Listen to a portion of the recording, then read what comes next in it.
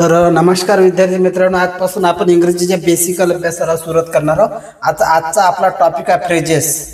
Phrases म्हणजे तुम्हाला माहित असेल, फ्रेजेसचा उपयोग कुठे होतो? वाक्यात होतो उपयोग. आणि हे या प्रकारचे प्रश्न आपण डायरेक्ट कॉम्पिटेटिव्ह एक्झामच्या दृष्टिकोनातून नाही, तर आपण आपल्या रोजच्या सरळच्या बोलण्यातून सुद्धा फ्रेजेसचा उपयोग करून आपण आपला प्रभाव निर्माण करू शकतो. फ्रेज म्हणजे एक असे हे काय फ्रेज आहे, हे काय फ्रेज अबाइड बाय, हे काय फ्रेज आहेत. हे दोन शब्दांनी एक फ्रेज बनलेली आहे. याच्यानंतर ही सुद्धा दोन शब्दांनी बनलेली आहे. याच्यानंतर अनेक फ्रेजेस आहे. त्या आपण फ्रेजेसचा सविस्तरपणे अर्थ पाहून त्या वाक्यात कुठे उपयोग करायचा हे पण पाहू.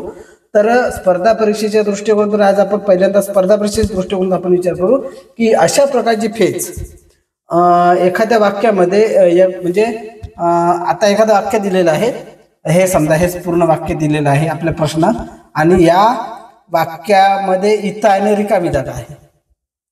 कशी विचारतं? ही रिकामी जागा आहे आणि मग या वाक्याच्या नंतर मग 1, 2, 3, 4 अशा पर्याय दिलेले आहे. त्या 4 पर्यायामध्ये ज्या फ्रेजेस दिलेल्या आहे, तर त्या फ्रेजेस पैकी कोणती योग्य फ्रेज आपल्याला निवडून या रिकामी जागेत टाकायचे, त्याच्या आपल्याला मार्क मिळतात. मग ते कुठले शालेय विद्यार्थी असो, सिलेबसचा अभ्यास असो, कॉम्पिटेटिव्ह असो, ग्रॅज्युएट कुठले असो, अशा प्रकारच्या फ्रेजेस आपल्याला बेसिक फ्रेजेस पासून आपण सुरुवात करू. नंतर मग अजून थोडं चांगलं याच्याकडे जाऊ. तर पहा, ही फ्रेज काय आहे, या फ्रेजचा पहिला आपण अर्थ समजून घेऊ.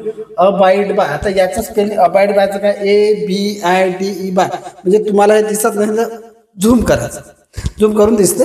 तर अबाइड बाय ABIDE बाय. आता याचा अर्थ इथं मी मराठीत लिहिलेला आहे, पण सांगतो तुम्हाला. अबाइड बाय याचा अर्थ काय होतं माहिती आहे? पाळणे, पाळणे किंवा पालन करणे मराठीत. आता पाळणे, पाळणे या शब्दाचे अनेक अर्थ होतात, तर त्याच्यापैकी या फ्रेजला कोणता अर्थ लागतं ते पण समजून घेऊया आपण. पाळणे म्हणजे वचन पाळणे. इथं आता पाळणे म्हणजे आपण गाय पण पाळतो, कुत्रा पण पाळतो. तिथंच असं नाही, भाषा लवचिका, भाषेचा अर्थ समजून घ्या आणि तिथंच आपल्याला कन्फ्यूज करतात, ते पण आपण पाहणार आहोत.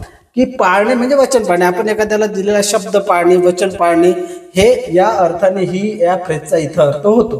तर पाळणे म्हणजे आता पालन करणे आणि पाळणे, तर वचनच पाळतो ना आपण, वचन पाळतो किंवा पाळणे आणि पालन करणे, हे दोन्ही शब्द वचन पाळण्यासाठी आपण वापरतो. तर पहा याचा अर्थ, याचा आपण वाक्यात उपयोग कसा. A gentleman must abide by his promises. म्हणजे या वाक्याचा अर्थ काय होतो? ए जेंटलमॅन म्हणजे सभ्य पुरुष. सभ्य पुरुष, सभ्य व्यक्तीने त्याचे वचन पाळले पाहिजे. म्हणजे सभ्य पुरुषांनी त्याच्या वचनाचं पालन केलं पाहिजे, असा या वाक्याचा इथं परफेक्ट अर्थ होतो. आलं का लक्षात?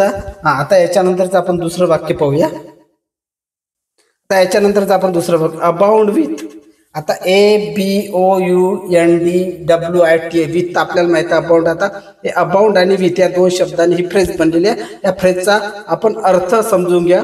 अबाउंड विथ म्हणजे खूप प्रमाणात, प्रचंड प्रमाणात तिथे उपलब्ध असणे, सुळसुळाट असते, विपुल प्रमाणात ती गोष्ट तिथे उपलब्ध असणे, याच्यासाठी अबाउंड विथ हा शब्द प्रयोग या ठिकाणी केलेला आहे. म्हणजे ही फ्रेज या ठिकाणी वापरलेली आहे. तर पहा, आता समजा एखादं हे जर वाक्य आपल्याला दिलं, याच्यानंतर मी म्हणजे वाक्य देऊन त्याच्यामध्ये रिकामी जागा सोडून सुद्धा खाली आपण आपण चेक करणार, आपण नंतर तुम्हाला सांगणार आहे की याच्यामध्ये लिहा, म्हणजे कॉमेंटमध्ये लिहा की याच्यापैकी कोणतं. म्हणजे तुमची तयारी चांगली होते आणि कुठलाही प्रश्न जोपर्यंत आपण सोडून पाहत नाही, तोपर्यंत आपल्या डोक्याला त्रास देत नाही, तोपर्यंत आपण त्याच्यावर विचार नाही करू शकतो.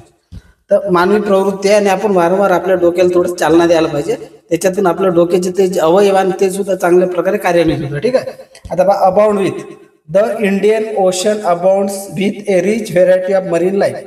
या वाक्याचा काय अर्थ? द इंडियन ओशन म्हणजे भारतीय समुद्र, अबाउंड म्हणजे भारतीय मरीन लाईफ म्हणजे समुद्री जीव, समुद्री लाईफ, समुद्रामध्ये जे जीव वगैरे असतात ना ते, म्हणजे जैवविविधता ज्याला आपण म्हणतो ना. आपल्या समुद्रात खूप जैवविविधता आहे, सह्याद्रीमध्ये खूप म्हणजे अशी वनस्पती विविधता आहे. तिथं आपल्याला समुद्र जीव विविधतेबद्दल, मरीन लाईफ म्हणजे जैव म्हणजे समुद्रातील जीव, समुद्रातील जीव. आपल्या भारतीय समुद्रामध्ये खूप म्हणजे भरपूर प्रमाणामध्ये सामुद्रिक जीव आहेत. बी प्लेंटीफुल म्हणजे खूप प्रमाणात असणे, असा या दोन फ्रेजेसचा अर्थ होतो. आणि या दोन फ्रेजेसचा आपल्याला वाक्यात उपयोग जर करायचा असेल तर आपण असं करू शकतो.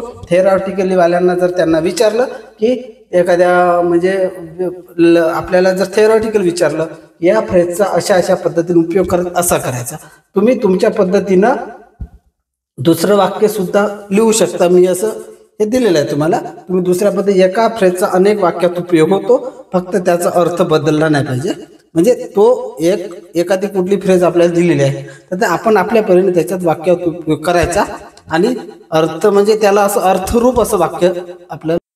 आता बा या पहिल्या फ्रेजचा आपण दुसऱ्या याच्यात सुद्धा आपण एखाद्या वाक्यात उपयोग करू शकतो. जसं you don't abide by the rules of the school you be rusticated. म्हणजे तू जर समजा कॉलेजच्या नियमांचं पालन केलं नाही तर तुला रस्टिकेट केलं जाईल, म्हणजे तुला कॉलेजमधून काढून टाकलं जाईल. असा त्याचा या वाक्यात सुद्धा आपण अनेक प्रकारच्या वाक्यात उपयोग करू शकतो. यानंतर हेच पाहणार आहोत. ठीक आहे.